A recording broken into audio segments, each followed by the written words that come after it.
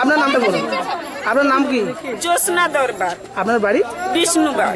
আপনারা যে পদ অবরোধ করছেন কেন? আমরা পদবরোধ করছি, আমরা 6 মাস 7 মাস হয়ে গেছে কাজের টাকা পাইনি। কালকে অঞ্চলকে এসছিলাম, অঞ্চলের লোক বলছে যে আমরা অ্যাকাউন্ট জমা দিয়ে দিচ্ছি, টাকা কবে আসবে আমরা ওসব জানিনি। আর ব্লককে চলুন, ব্লক যদি বলে কিছু তখন আমরা সিদ্ধান্ত। আমরা বলি না, ব্লক কোথায় ওসব আমরা জানিনি, আমাদের টাকা দিতে হবে। আপনি কত টাকা পেতেন? আমি 4000 টাকা পাই। এরকম কত মহিলা বা পুরুষ? সব ছেলেদের আরো বেশি, ছেলেদের 5000, আর আমাদের মহিলাদের 8 দিন কাজ কম আছে, তাই আমরা 4000 টাকা পাই।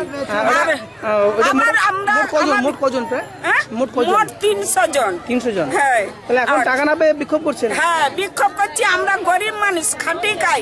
আমাদেরকে প্রধান বলল যখন কাজ হয় যে টাকা এসে গেছে, আর কাজ না করলে টাকা ঘুরে যাবে, তখন আমরা কাজ করতে লাগলাম। কিন্তু এখন বলতেছে টাকা পাবে কিনা আমরা জানি না।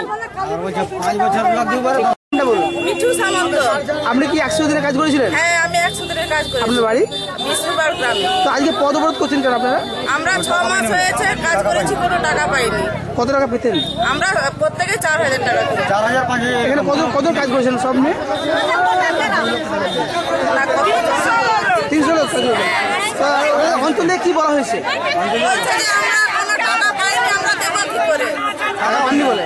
আমরা কোনো খোঁজ খবর পাচ্ছি না। দিতে পারবেনি। টাকা দিতে পারবে না? বলছে এখনো 1 বছর হবে, বলে দিতেও পারে না দিতেও পারে। কালকে আমরা আসছিলাম। আচ্ছা, এই জন্য পদ অবরোধ করছেন? হ্যাঁ,